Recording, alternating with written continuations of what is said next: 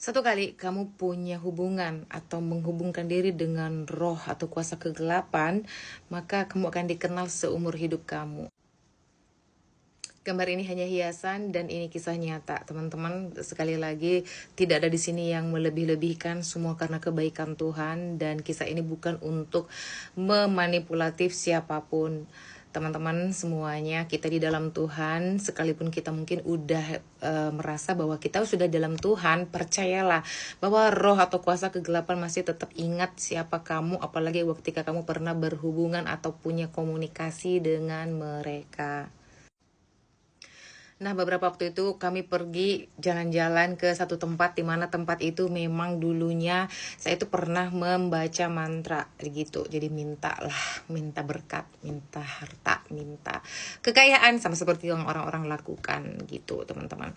Nah, setelah itu apa yang terjadi? Saya pulang, dan dalam kepulangan itu saya tiba-tiba cuci tangan dan airnya itu jatuh ke tempat itu, di mana area yang saya pernah melakukan hal itu gitu ya. Nah, apa yang terjadi adalah tiba-tiba saya dengar suara. Tadinya kita fine-fine aja dan merasa bahwa udah lama kok dan aku udah bersama Tuhan, nggak mungkin gitu kan teman-teman. Terus tiba-tiba ada suara yang berkata di hati nurani saya, dan saya percaya itu adalah suara Roh Kudus, bilang gini, ngapain kamu cuci tangan, ngapain, untuk apa kamu, jangan cuci tangan gitu. Karena saya masih baru cuci tangan, jadi jangan cuci tangan, itu kan nanti kamu dikenal gitu teman-teman. Nah, ternyata setelah dari situ kami perginya itu aman-aman aja, pulangnya itu kami seperti dipermainkan gitu. Jadi kami naik kapal, dan kapalnya itu ombaknya nggak tinggi tapi nggak besar teman-teman, tapi ombak itu seperti menyiram, dan anehnya nyiram bukan ke badan, ke muka semua. Bayangin kayak kita di ke muka gitu, dihempas-hempasin semuanya. Dan ketika segera sampai dekat tepi itu, ombak berhenti totally. Nah teman-teman, mungkin tidak secara mungkin teman-teman yang lain bilang kebetulan, tapi ini bukan kebetulan. Dan saya percaya kenapa tidak terjadi sesuatu, karena Tuhan masih menjaga kami. Dan jujur selama dalam perjalanan itu, saya terus-menerus melihat ke belakang dan terus-menerus berdoa, meminta Tuhan menutup bungkus, karena aku tuh udah ngepikiran negatif, gimana kalau tenggelam atau terbalik itu kapal.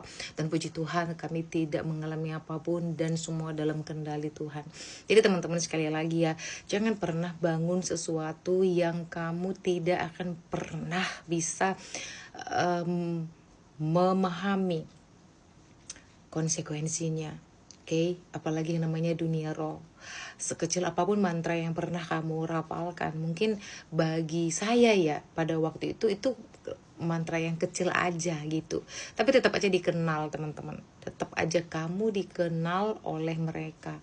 Oke, jadi tetap dalam Tuhan, jangan pernah tinggalkan doa, dan ingat teman-teman, bahwa musuh kita adalah penghulu-penghulu jati udara, roh-roh jahat, pemerintah-pemerintah, yang artinya Alkitab sendiri membenarkan keberadaan mereka. Tapi kita harus berjuang, karena sekali lagi Immanuel, Tuhan menyertai kita. So stay strong, God bless.